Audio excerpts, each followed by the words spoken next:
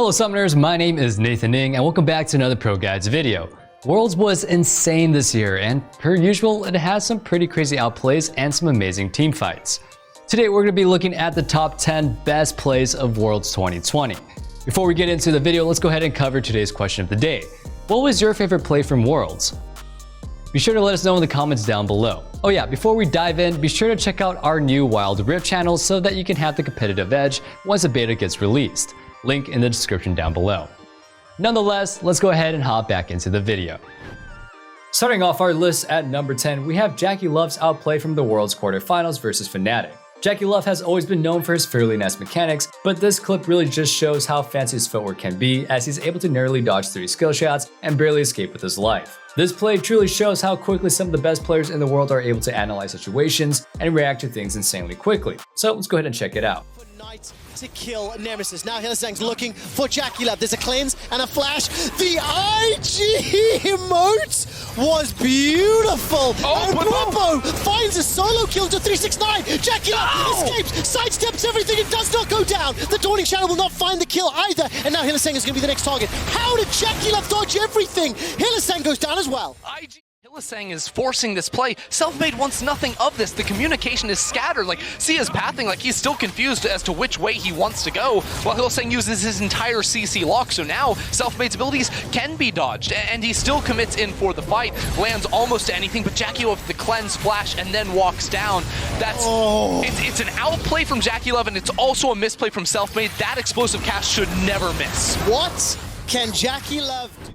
Next up for number 9, we have Bin's crazy use of Aurelia mechanics to completely slaughter a 1v2 gank. Aurelia has always been a skill-expressive champion, but it always surprises me just how cool her outplays look, as well as how many of the best players can execute her mechanics perfectly. Throughout Worlds, Bin has made a ton of small plays that didn't really show out. However, this one, alongside a few others, are just some of the craziest yet cleanest looking mechanics at Worlds, and truly show his mastery of his champion as well as being able to think on his feet. Let's go ahead and take a look.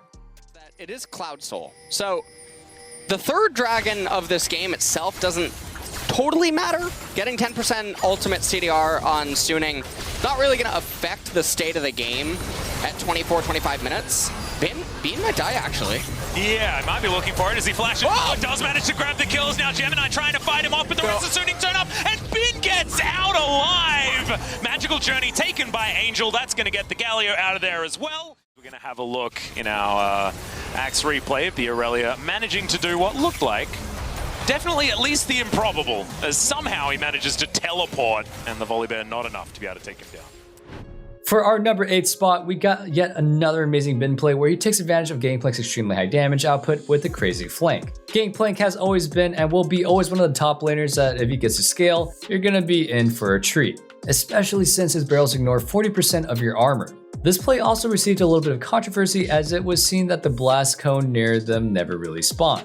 Nice going, right? It was later found out that this was due to a bugged interaction between jungle plants and the Umbral Glaive. Many have different opinions if this would have been changing the course of the fight and thus the course of the game, but nonetheless, let's go ahead and take a look.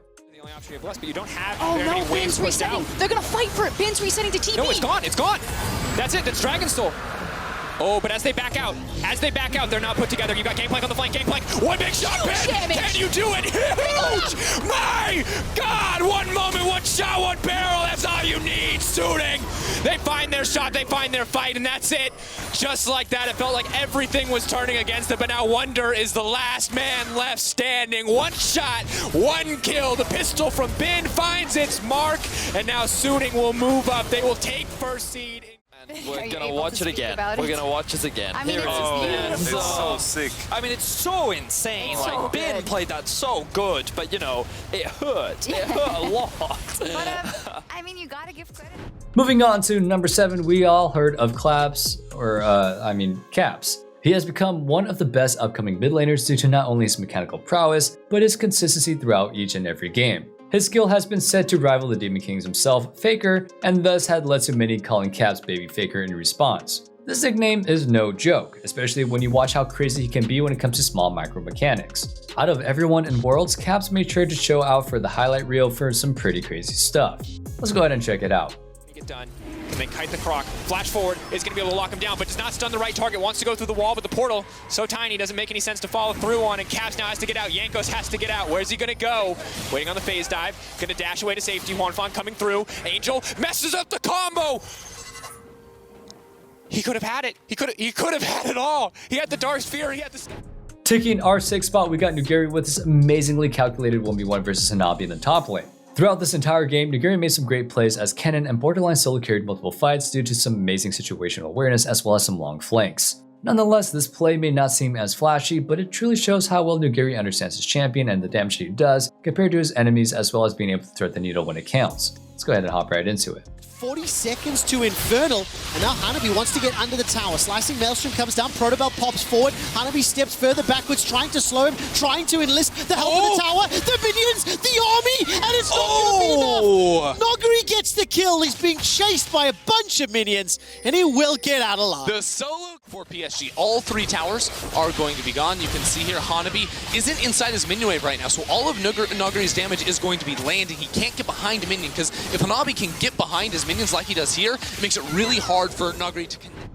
For number 5, we got PYOSIK taking charge of a team fight in the top side half of the map. He gets a massive 3-man Lee Sin ult that is followed up by an amazing 3-man Flay by Keria. This entire fight doesn't seem like it should have happened since it was only a 4v5, but nonetheless TES took it and was punished heavily for it, not only being the numbers advantage, but also the pure mechanical skill of DRX, specifically PYOSIK. This play not only displayed amazing teamwork and communication, but also that even at the highest levels of play, mistakes can be made. Let's go ahead and take a look. Spot. He's going to flash, Paranoia comes through as well, but unfortunately that's most of his mobility now done, especially with Dustbringer no longer there. The rest of top esports turn up, but it's a little bit too late. It's going to be a 4 versus 5. Chovy going to get turned on here by 369, doesn't quite do enough damage with PYOSIK. Going to kick through from 3 people. That was extraordinary. Chovy grabs the kill onto the Greyfish shutdown. The cash in for depth, and they wipe the 4. There goes your Baron power play. It's 1.4 in the hole. They're gonna have at least one more song and a dance. Knight was a little bit too far extended up here in top lane, and I was very surprised. Top Esports wanted to handshake this fight 5v4. They went on to Chovy. He's so tanky as Twisted Fate. He's a very misleading mage. And then right here, Dev, off the back of that Lee Sin kick, able to Hulk smash his way into a shutdown on Draven. That was a triple. For our 4th spot, we've got, of course, Sunning's own Bin, yet again with another show of amazing mechanical prowess. This teamfight was very well set up by everyone in Damwon Gaming, especially the Rengar leaping in and out of fights, but the sheer damage and persistence by Bin is what turned this fight into an absolute sweep. This teamfight is what led Sunning's first victory in the finals, as well as one of the only pentakills in 2020's World Finals. So let's be like this Rengar and jump right into it. Stronger bot side of the map, and now they're looking for a fight. All right, heal used by Hwanfeng. He's got the flash as well. Zenith Blade will find a target. Scatter the Weak will not just yet. Here comes Bin. As Damwon on the full retreat. SOFM hops over the wall, finds himself a route to NUGURI. That means he cannot interrupt anyone else. He's being chipped away, melted, he's done, he's dead! That's it, Canyon's finished as well. SOFM hops forward, Ghost flashes defensively and rooted in place. Bin sends him packing. Ghost gets caught out, that's the Quadra, looking for it. Bin will pick it up, get the pentakill for Bin! And Suning Gaming in the World Championship Final! Let's go ahead and take a look at our 3rd place highlight where Showmaker shows us some disgusting footwork as he weaves through every single skill shot that Hwanfeng throws at him. This eventually ends with Showmaker 1v1ing him and taking him out alongside with the Teemo thumbs up emote for the BM. This play and cockiness was made in good faith, but with the context that Hwanfeng was the only one left with the Elder Dragon, it made the Teemo emote and 1v1ing that much sweeter. Let's go ahead and take a look. Drake. This is, of course, is not ideal for Suning. But can Showmaker save it? Flash is not available for Showmaker. Continues to step forward. Hwanfeng's Mystic Shots don't find the targets. He's shut down. Solo kill by Showmaker. Beautiful stuff from Showmaker. Punishing Hwanfeng in the mid lane, and now there are no We're slowly approaching the end, Summers, as we reach our second spot, and that is being claimed by Knight's discussing 3-man Orianna ults in their game versus DRX. The entire fight before this combo was just a constant back and forth between both teams. It was like a slow dance battle where neither team was truly coming out on top, as they both whittled each other down. It seems like Knight has had enough with all this walking around and then just barely surviving nonsense. He decided to pop off with the sneaky Orianna ball that ended up pulling in and then killing 3 of DRX's key members, which ended up snowballing into getting massive amounts of gold and Baron Vision. Just like Orianna's ultimate, this play really pulled us in.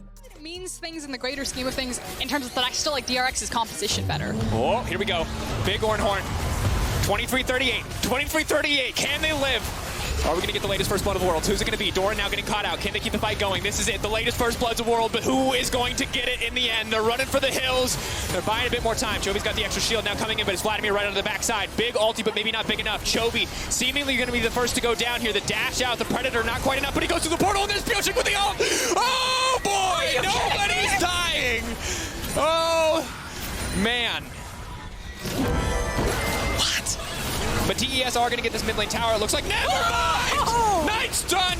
He has shown up, and now the follow, the flash immediate from JACKEYLOVE, and just like that, the game explodes. Knight with a clean shockwave, clean follow from around anyway, and it costs them so much. Yeah, taking another look at this one, it was just ridiculous. The Bard portal, the Kindred ultimate, but the fact that DRX tried to plant their feet here, weren't keeping track of the cooldowns and decide to try to defend this one, group up on the tower, and it's just too easy for Knight. 3-man shockwave into the Graves ultimate, and like you said, Top just ripped this game wide open, just blasted DRX on mid-tower. Before we get into our first place and the best highlight from the entire World Series, we have to acknowledge that there were some pretty good plays besides these, obviously. Don't forget to leave your comment of your personal favorite. Speaking of personable honorable mentions, let's bring up our personal honorable mention that many of you guys have probably seen. Yes, that's right, Summers, we did not forget about Ghost's nasty Ashe era. Throughout the entire series, Ghost has always worked in the background, constantly dealing high amounts of DPS while keeping a safe distance. But he rarely made it to the front page for crazy plays, so when he ended up predicting Wonder's hookshot escape route, a lot of people were shocked and excited. ADCs and World have always used their ultimates in creative ways. It was a breath of fresh air to see a classic prediction. Let's go ahead and check that out. For the deep flank on Wonder here. Big arrow. Oh, that was the biggest brain arrow we've seen all tournament. My God, Ghost shut down onto Wonder, and that is certainly a way to put hope back in for the side of Damwon Gaming. That guy just 3,000 IQ'd him. My God, Giga Brain. Finally, for our first place World highlights, we have the one and only Caps. That's right, Summoners, Caps is back at it again with our #1 spot due to his amazing mechanical prowess and yet another mind-blowing play. Honestly, at this point, if I were ever to run into Caps at a tournament, I'd have to ban SYLAS because this man is disgusting on that champion. If Caps was on SYLAS, he was going to make you second guess every single move that you made because he was probably thinking steps ahead of you. Nonetheless, he truly made some of the best plays with this champion in Worlds, but let's dive into the one that claimed our #1 spot. G2 continue to take down at structures. Solar Flare is going to hit on towards the backline. That's Perks caught out, but you can see Life almost down before you can even get out of the fight. Ignite ticking on Caps, uses the stopwatch to dodge the spear. He's going to come back up, and with the ammo, oh my God! Oh, that is disgusting! That is the most illegal ammo I have ever seen. Clint dives in, Rascal dives in, but they're already done, and Caps is still alive, and he's almost back up to full HP.